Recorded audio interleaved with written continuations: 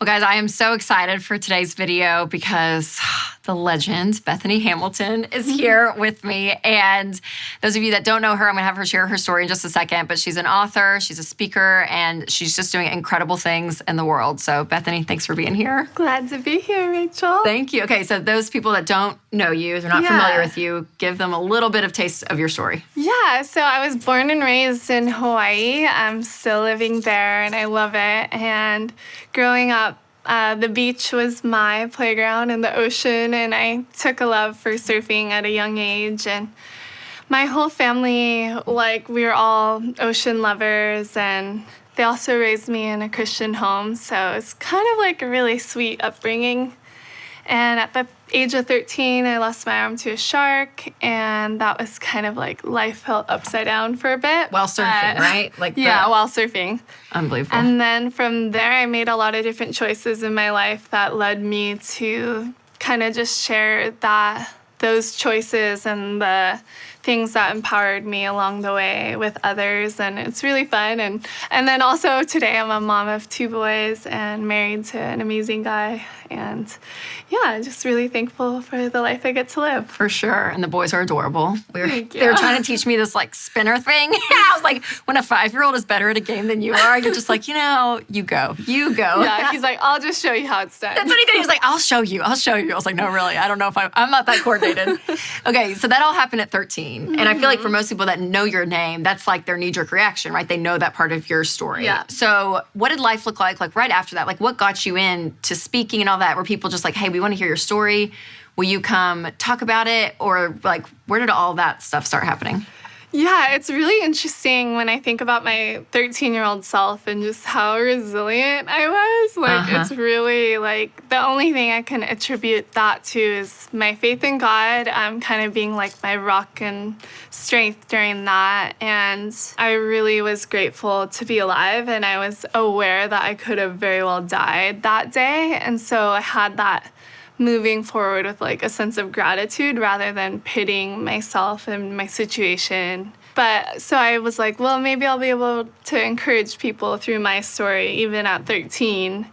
And I think naturally that just started happening, and I started to embrace it more and more, and just see the beauty and good that was coming out of what seemed like something so awful. Oh, absolutely. And I can just imagine. I'm like, I even look back even on my story, and so many people could do this where you're like, wow, in the moment you had no clue that little light that God was giving you, right? And then you make a step, and then you make a step, and fast forward, 10, 15 years later, you look back, you're like, oh, all that was built for this moment. This is what I'm doing because of all these steps. But faithfully, you chose to continue to walk down. So you say something that I love. You say, life is full of hard times. They're inevitable. So I want to know from you, what's the difference in people that overcome hard times and then the ones that seem to just constantly struggle in them?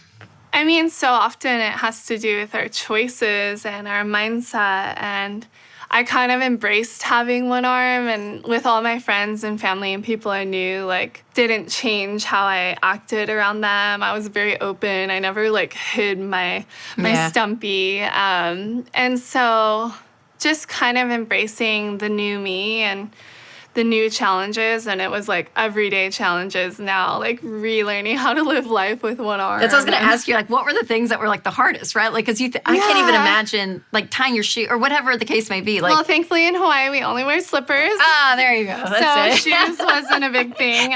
But getting my swimsuits on, doing hair. Yes. Just doing things around the house. And were there moments of breakdown for you in those, or did you always kind of have a consistent because you're so calm, I can even feel you now. I'm your temperament really is. It's so great. It's so peaceful. I think I definitely had some down days and some times of discouragement. And too, I started surfing less than a month later, and it felt amazing, but it was incredibly challenging every day.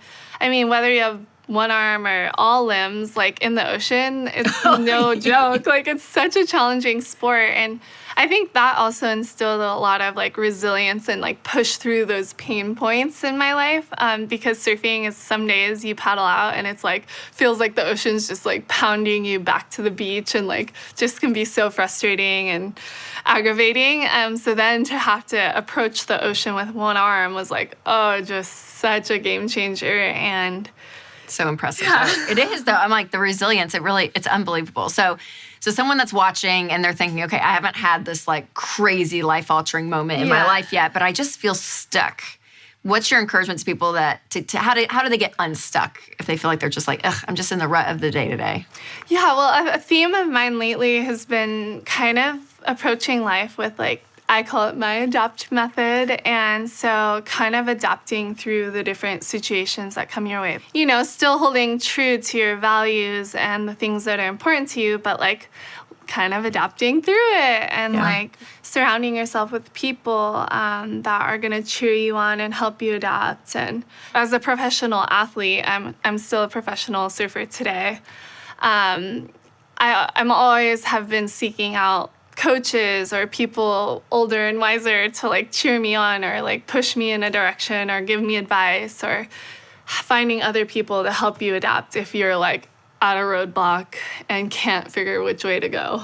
I love that too, because bringing other people in your life and having them speak truth in is so important. We talk about having community and people around you all the time on the show, but that's it. I'm like, if you're stuck in this rut day to day, find someone that's going to challenge you and help push you out, because you may not have it in the moment to do it yourself, but having someone like put that on you, I think is really good to do more than what you probably even think is possible, which is so great. Okay, so you have a calling on your life, you know, that is undeniable. But I know some days it can be hard. And for some people watching, if they feel like, okay, I have this thing that I want to do, but it just feels impossible, what would you say to them? So I think just working towards setting little goals to kind of eventually get you towards the bigger goals. So then you can kind of zero in on the little goal and not feel so overwhelmed, and just keep putting away at the little things that will eventually lead you to the bigger goal. One thing I try to make an effort towards is just always like slowing myself down and finding like that downtime to like not have my phone. And I think today and in our culture, it's just everyone's such hustlers and getting stuff done all day long, but we really need that time to decompress and just be like normal and don't you not wish have like everything pulling at us. Yeah, I was gonna say, don't you wish like rest was celebrated as much as the hustle, right? For sure. There's an element of health to that. Like you have to have seasons of rest, or rest in crazy seasons, all of it. No, and that's like, I feel like I just hit 30, so I'm like finally realizing that like stress is real and like it's a real thing that we have to combat. And so like finding like continually working at that balance of like working hard, but also resting too. Yes, and I love the bite-sized goal, that whole mentality, because even when we teach people to get out of debt, we always say to get out of debt at the smallest debts, and then work your way up, because once you get those quick wins, it starts to feel possible. Good, yeah, the impossible goal is like, oh gosh, I don't know if I could ever do that. But whatever you're doing in life, you know, taking it just that little step at a time, because it does so much to your spirit to be like, no, I can do this. Like, I'm doing it. And it's sometimes, I think so many of us struggle with overwhelm. So when we're not having that time to decompress or not setting the little goals that kind of organize our bigger picture, then that's when the overwhelm comes and we're just like, oh. It seems like so much. So you mentioned gratitude earlier, and I love it. I love the idea of living a life of gratitude, but that's something that's really, really important to you. So talk a little bit about that. Well, as a Christian, I would say I'm always kind of just grateful to God for His grace on my life, and I see how that plays out now more than ever in my marriage and motherhood and friendships and family relationships. You know, lately with my 5-year-old son, we'll go to bed and just talk about a highlight of the day, and then we've been incorporating more of like something I'm grateful for today. And if I forget, he always remembers. So I love that. It's nice to kind of like make it a family thing and just remember that we have so much to be grateful for. And it's beautiful. And I love the idea of bringing kids into, because even like our 5-year-old, we both have 5-year-olds, so we were bonding about that. But she's so funny now. The 2-year-old's still like a little bit all over the place, Yeah. right? But the 5-year-old, like, we'll talk about that. Okay, let's talk about, we'll say that kind of thing. Like, okay, so what are you thankful for? Yeah. Let's pray and just like, thank God over the meal and anything else you can think of. And the things coming out of their mouth is so hysterical. But it also, it's so funny because it's so simplistic. Like, it's like the smallest, most random things. But in their little perspective, like, they find gratitude even in the smallest, most random things. Yeah. And I think it's beautiful. I love it. Whenever I hear her talk, I'm always like, oh, that's so good. Like, I wish I was as grateful for like the small little they things. like bring you back to earth. Like, it's not about like the big money or like the super huge wins, but more like the little wins throughout the day and like. Yes. I know. We were talking about, somehow we got off on Disney World at dinner the other night and we were talking and Emily was like, yeah, I do like Disney, but I'm so grateful I found a little treasure in my room. And I was like, a little treasure? She's like obsessed with treasure. But it was like the tiniest little crumb piece of a toy. And she was like, this is what I'm grateful for. I was like, good for you, Emily. Good for you. If I could just be as grateful for you, for that little crumb of a toy as you are, that's great.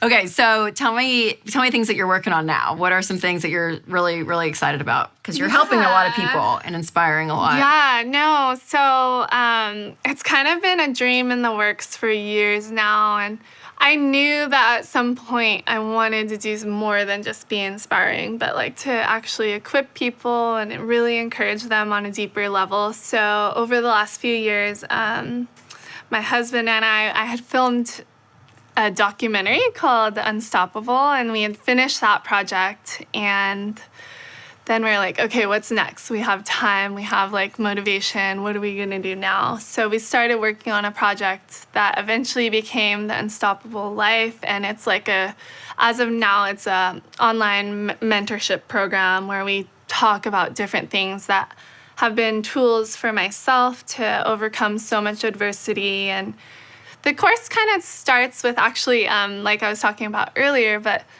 being present and slowing yourself down. So that's our very first subject that we talk about. So that kind of sets you up for the rest of the year. I could like continue talking about everything, but like we go into goal setting, mindset, living a healthy life. Now we're gonna get to talk with you, and it's just, it's really, really fun. Yeah, I'm excited to be part of it. I'm so thankful you asked. And so everyone can find that at BethanyHamilton.com? Yes. Perfect. And social media, where else can people find you? I'm just at Bethany Hamilton. So. Awesome. Well, Bethany, thank you so much. You guys make sure you check that out at BethanyHamilton.com.